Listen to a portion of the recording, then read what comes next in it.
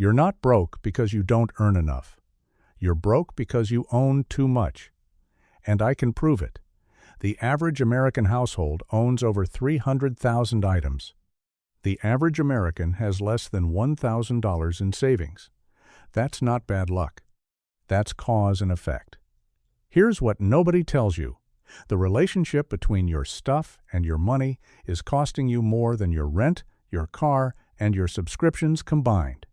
And it's completely invisible until you learn how to see it. Let's fix that right now. The two price tags, here's the rule that changes everything. Every single thing you own has two price tags. You only ever see the first one. The first is the sticker price, the number on the receipt. The second, nobody shows you.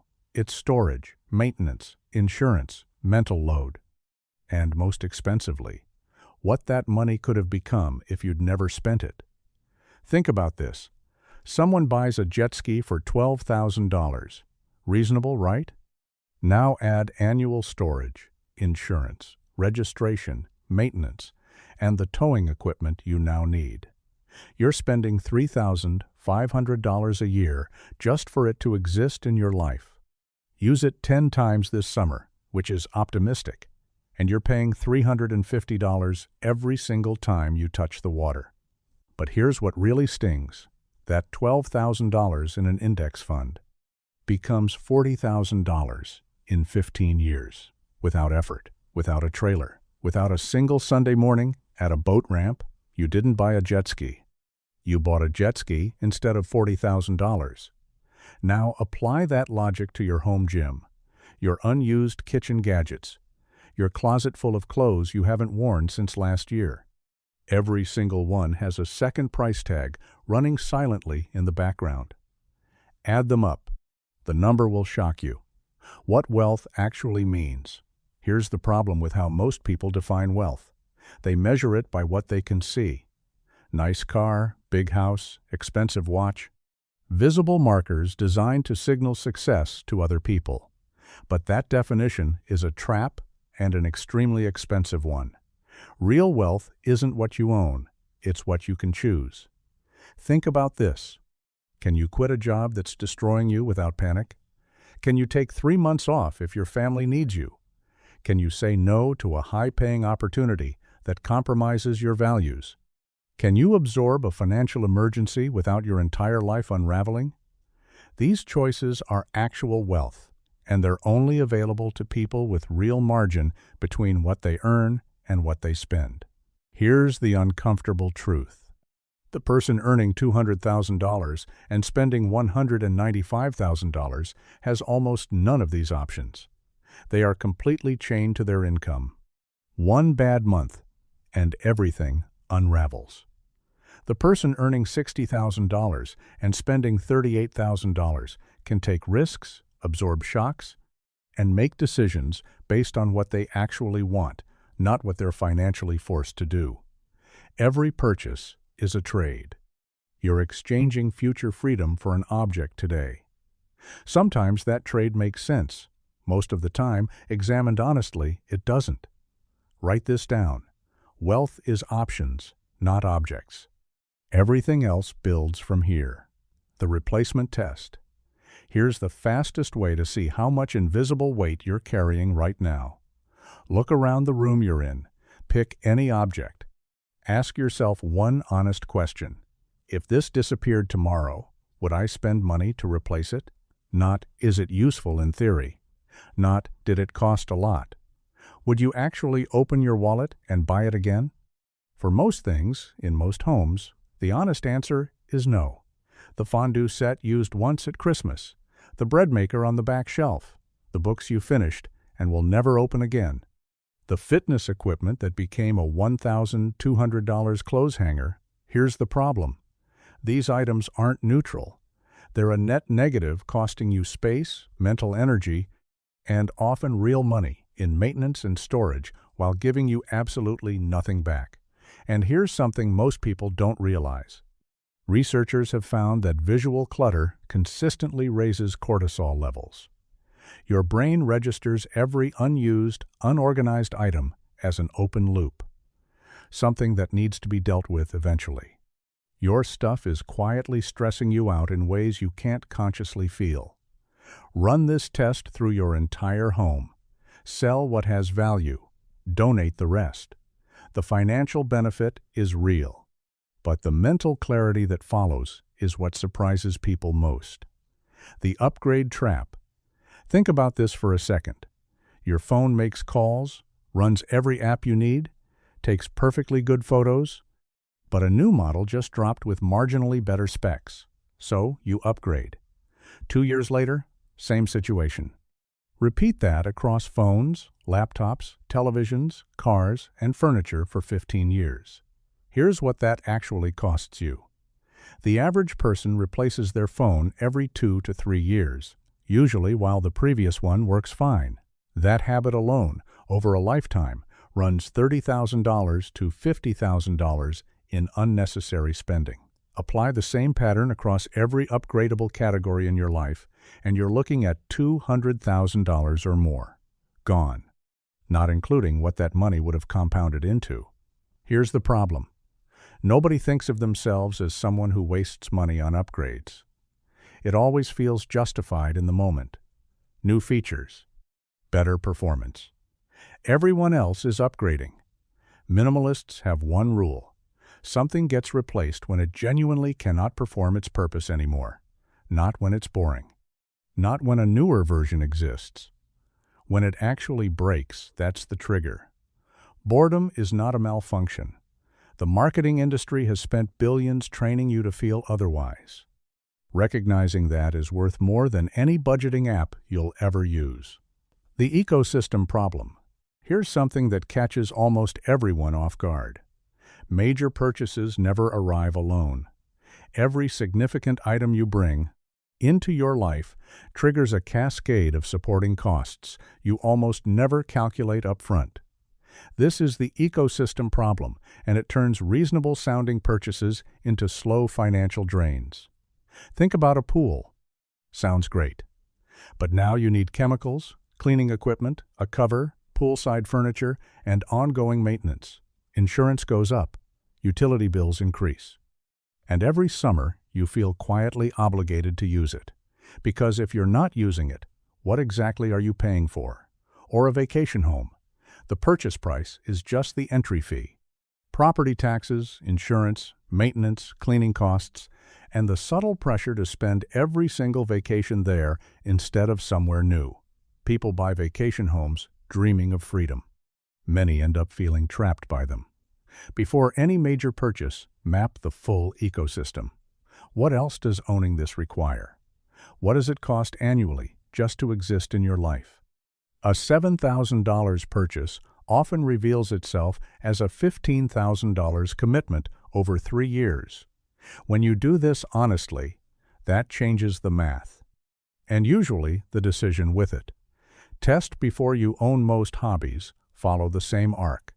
Intense excitement, regular use for a few weeks, declining interest, occasional guilt, complete abandonment with hundreds or thousands of dollars of equipment sitting in a corner as a permanent reminder of a phase that passed. Garages across the country are filled with ski equipment from winters that never happened, guitar cases from bands that played 2 shows, and camping gear from one trip that turned out to be enough. Here's the fix. Rent or borrow before you commit to owning. Thinking about cycling? Borrow a friend's bike for a month before spending $1,500. Interested in woodworking? Use a makerspace before filling your garage with tools. Want to try surfing? Rent boards for a full season first. Think about this. If the enthusiasm is real, it survives 60 days of renting. If it fades, and it often does, you've saved yourself thousands and a permanent reminder of something you tried once. The buy-first mentality costs people a staggering amount over a lifetime. The test-first mentality costs almost nothing. Define enough before you earn more. Here's the trap that catches even the smartest earners, and it's almost invisible while it's happening. Income rises.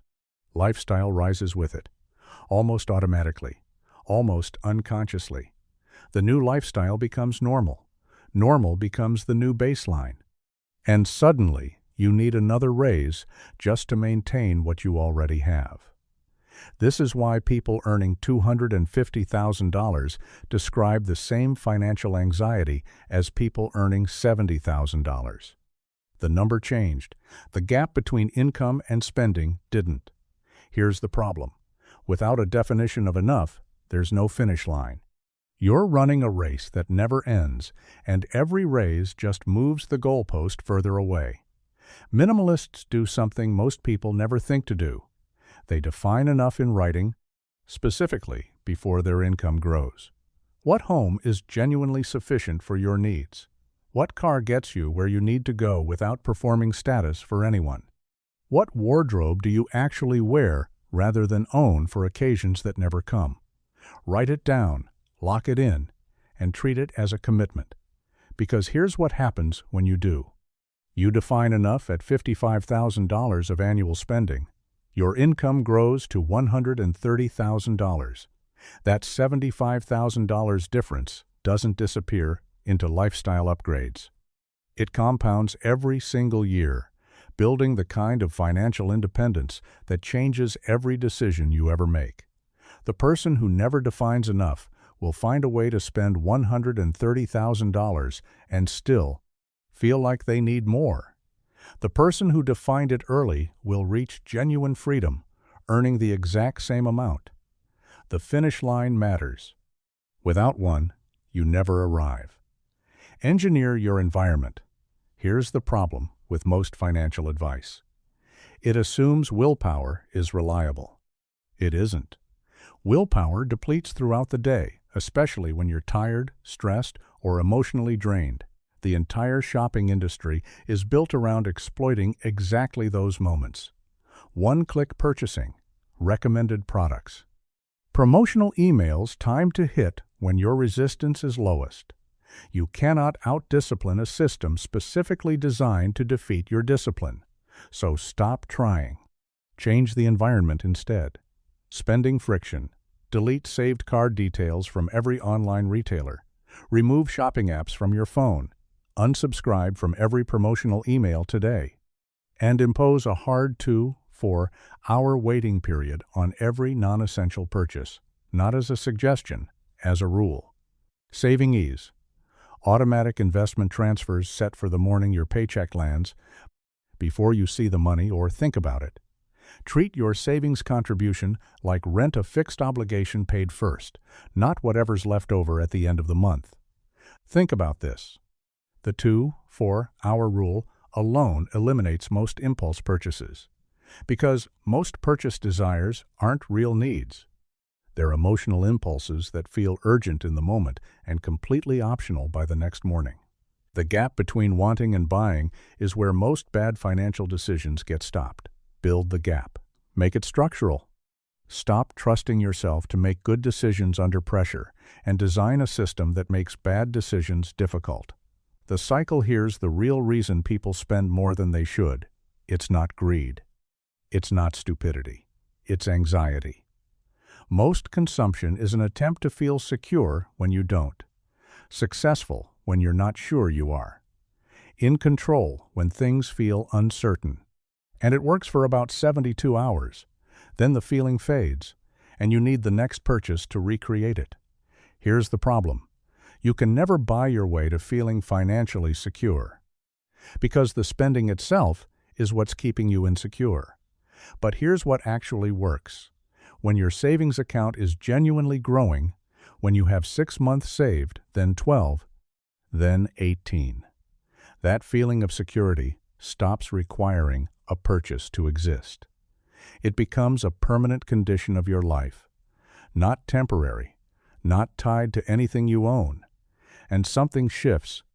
The urge to spend quietly diminishes, not because you're forcing yourself, because the emotional need driving most of the spending has actually been met by money in the bank rather than objects on a shelf. That's the cycle minimalists are building. Owning less, more money saved real. Security, emotional need to spend decreases even more. Saved, each turn reinforces the next. Once you're inside it, moving in the right direction, it sustains itself. The opposite cycle does the same thing in reverse. Spending everything, anxiety. More spending as relief, deeper anxiety, repeat. That cycle also sustains itself until something forces it to break. The cycle you're in right now determines your financial future more than your income ever will. Sarah earns $88,000. Stressed. 2 paychecks from crisis. Marcus earns $54,000. Calm.